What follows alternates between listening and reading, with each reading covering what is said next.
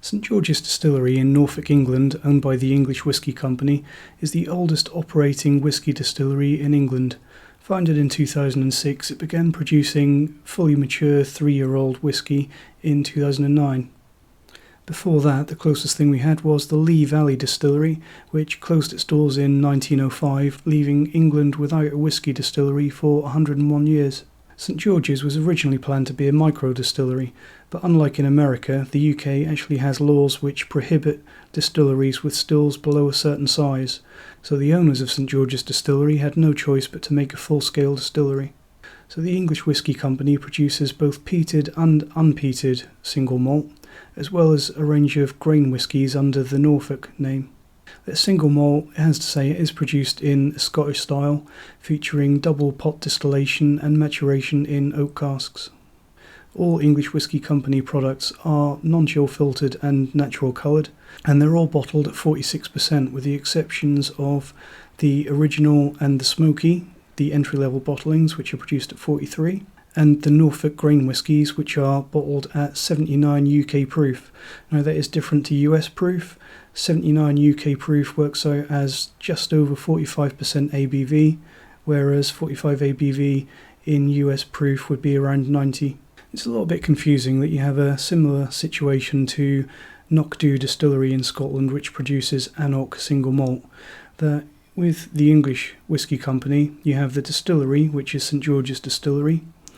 The company that operates it is the English Whisky Company, and their products are the English, which is their line of single malts, and the Norfolk, which is their range of grain whiskies.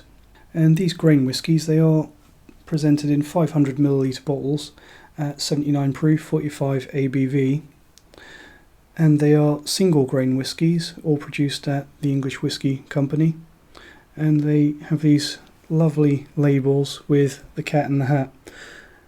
I'm not certain of the reason for the cat, but the hat is a bowler hat which is actually invented in Norfolk, so it's a little bit of a local connection. And these are actually really good. You don't often hear people talking about these, but you get some really good quality and really quite different whiskies in these. Some are better than others, and if you want to see me review these, let me know in the comments. These 3 are all sealed at the moment, but they will be popped at some point, so let me know. So you've got the Norfolk Farmers, which is a combination of several grains. The Norfolk Malted Rye, which is a combination of malted barley and rye. And the Norfolk Parched, which amongst other things is made with torrefied grains. The English Whisky Company has experimented with lots of different cask types as well as different distillations over the years, and from the very early days they've released their whiskies in chapters. So right at the start you had chapter 1 and 2, which were an unpeated and peated new make. Chapter 3 and 4 were unpeated and peated 18-month-old spirit. Chapter 5 is where it all started to really kick off, because Chapter 5 was an unpeated whisky and it was 3 years old, and that made it the first English whisky produced to maturation to the point where it could legally be called whisky in over 100 years. Chapter 6, pro tip, was actually pretty much the same whisky as the Chapter 5, but Chapter 6 was more of a general release. Again, 3 years old and unpeated. Chapter 7 marked the start of the cask experiments. Chapter 7 was a 3-year-old rum cask. Chapter 8 was a peated 3-year-old, so that was basically the peated version of the Chapter 6. Chapter 9 was almost a combination of the Chapter 6 and the Chapter 8, in that it was a lightly or semi-peated single malt, also 3 years old. Chapter 10 was more of a traditional experiment with casks being matured for 3 years in Oloroso sherry casks. Chapter 11 was another heavily peated 3-year-old whisky which replaced the Chapter 8. Chapter 12 was a Pedro Jimenez sherry matured whisky.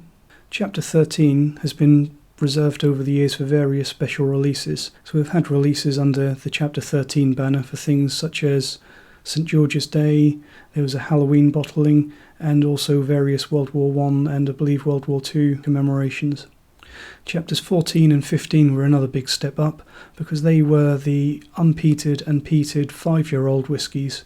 And I think for me that's really where the quality took a bit of a step up. Although I do admit that I do like the intense peatiness of the Chapter 8, 9 and 11 3-year-old peated whiskies. Chapter 16 was a peated and sherried whisky, which in my opinion was a really nice one, originally released as a batch of 6-year-old and then there was a second batch of 7-year-old. And Chapter 17 was a triple distilled 5-year-old English whisky. Sadly, the chapter releases are being discontinued, and I've also been told by the distillery shop staff that their cask strength releases are being discontinued as well. Hopefully that'll come back soon. Good news is that the chaptered releases are being replaced by a range of special releases, including the Smoky American Oak and the entry-level English Original and the English Smoky at 43%, both of which are around 5 years old, no age statement, and the new 11-year-old. Being the first English whisky distillery, you really have to say something about terroir and provenance. So the English Whisky Company, when they use malted barley, as they do for all of the English releases, they actually source their barley locally, with the majority being grown in Norfolk, and the barley is malted not on site but at Crisps Maltings, which is in Fakenham, which is also in Norfolk. The mineral water used in production and to dilute the whisky to bottling strength is taken from the Breckland Aquifer, which is situated below the distillery itself. And all English whisky products are matured and bottled on site. So the English Whisky Distillery, being my local distillery, is one that I've kept an eye on through its development, and it's one that I really feel fondly for, and I've been really impressed with all of their bottling so far. So it's one that I'll be sure to review lots of their products in the coming months.